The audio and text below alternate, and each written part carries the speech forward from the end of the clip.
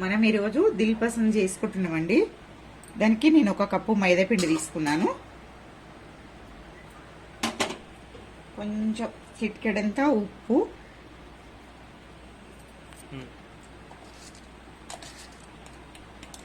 కొంచెం పావు చెంచా వంట సోడా, తినే సోడా,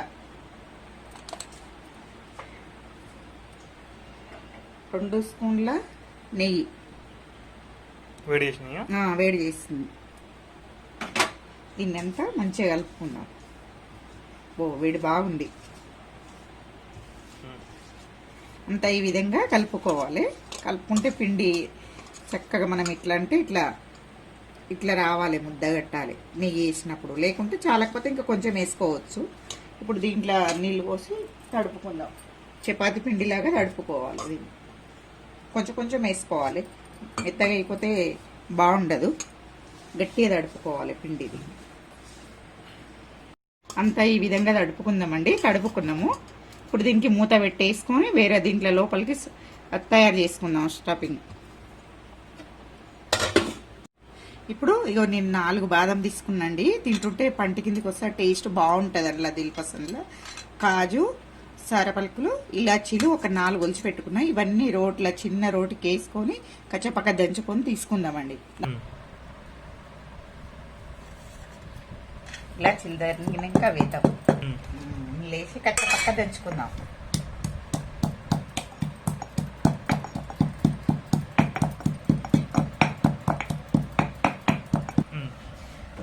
ఈ విధంగా దంచుకోవాలండి. ఇలా దంచాను కచ్చపక్క. చిన్న చిన్నగా వచ్చింది, రవ్వ రవ్వ ముక్కలు ముక్కలు.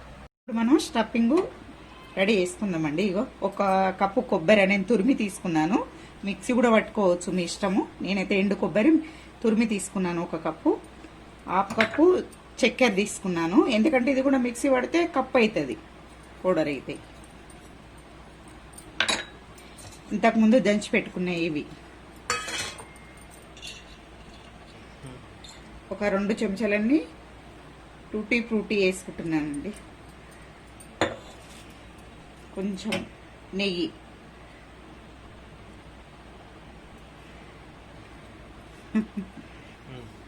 ఇదంతా మంచిగా కలగలుపుకోవాలండి. ఇది మంచిగా అంతా కలిసేటట్టు. చక్కెర వేసినాం కదా మనము. నేను కొంచెం కొబ్బరి పొడి గరికే ఉందండి, పెద్ద పెద్దగా తరుముకున్నా. స్టఫ్ రెడీ అయింది. ఇప్పుడు మనం దానికి వేడి చేసుకొని పెనం పెట్టుకుందాము, ఉసుక పోసుకుందాం. ఇది అయిందండి, తీసుకుందాము. దీన్ని 2 వేసుకుందాము.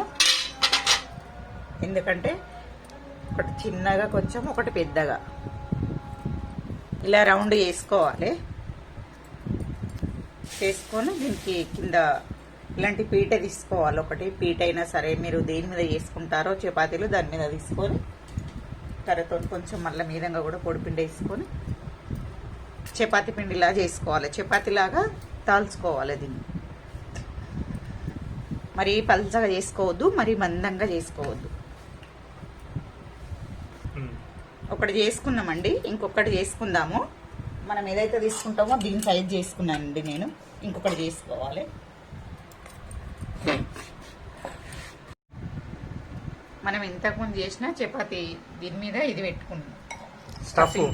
స్టఫ్ వేసుకుంటున్నామండి దీంట్లో.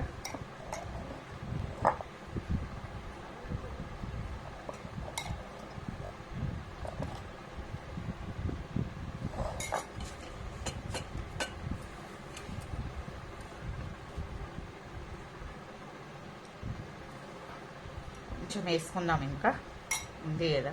నేను ఎక్కువ కలుపుకున్నాను.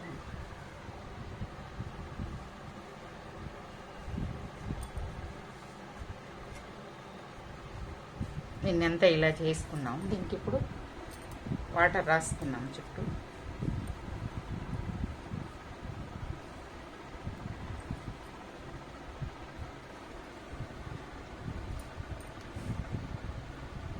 చిన్నగా హంచులు మడుచుకున్నాం దీన్ని. అంతే ఈ విధంగా అల్లుకొని కొంచెం తడి పెట్టుకొని, ఎక్కడైనా మీకు ఇప్పుకపోతుంది సైడ్లకు అనుకుంటే తడి పెట్టుకొని ఇలా ప్రెస్ చేసుకోవాలి, ఊడిపోకుండా ఉండడానికి.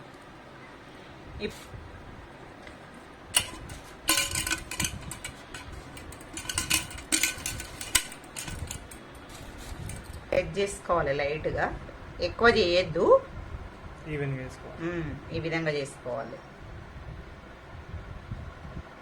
దీన్ని తీసి ఇందులో పెట్టుకుందాము.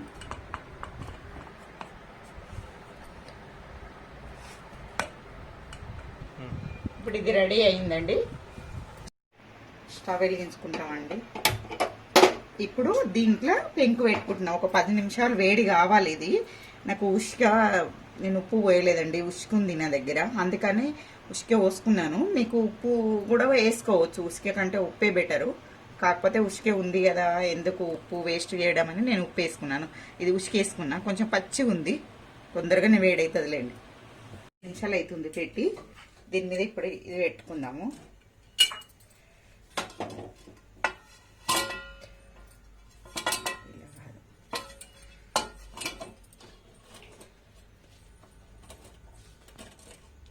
ఇలా పెట్టి ఒక 15 నిమిషాలు ఇట్లా మీడియం సైజు స్టవ్ సిమ్లో పెట్టి ఉంచుకోవాలి. లేకుండా ఉంటుంది. ఇలా పెట్టేసుకుంటే బరువు తొందరగా అది అవుతుంది, కుక్ అవుతుంది. చూద్దాము.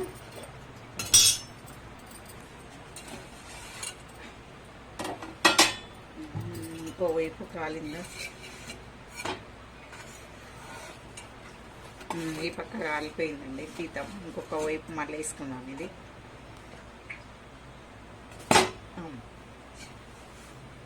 రెండో వైపు మళ్ళీ వేసుకున్నాము. మూత పెట్టేసుకుందాం. మళ్ళా 15 నిమిషాలు ఉండాలి. ఇది ఆన్ చేసుకొని చూద్దామండి. ఇది మూత తీసి 15 నిమిషాలు అయింది కదా. ఓహో, చక్కగా కాలిందండి. స్టవ్ బంద్ చేస్తున్నాను. ఇక 30 నిమిషాలు అయింది మొత్తం ఇది కాలే వరకు టైం. ఫస్ట్ ఇటు పక్క 15 నిమిషాలు, మళ్ళీ వేసిన తర్వాత మళ్ళీ 15 నిమిషాలు.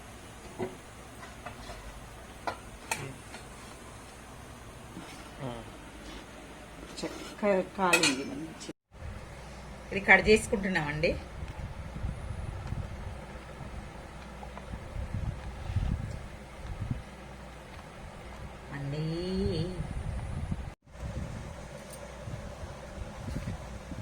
ఈ విధంగా కట్ చేసుకోవాలండి. ఎంత బాగా వచ్చింది చూడండి, కలలాడేటట్టు, మెత్తగా లేకుండా మంచిగా స్టఫ్ అంతా కలర్ఫుల్గా ఉంది.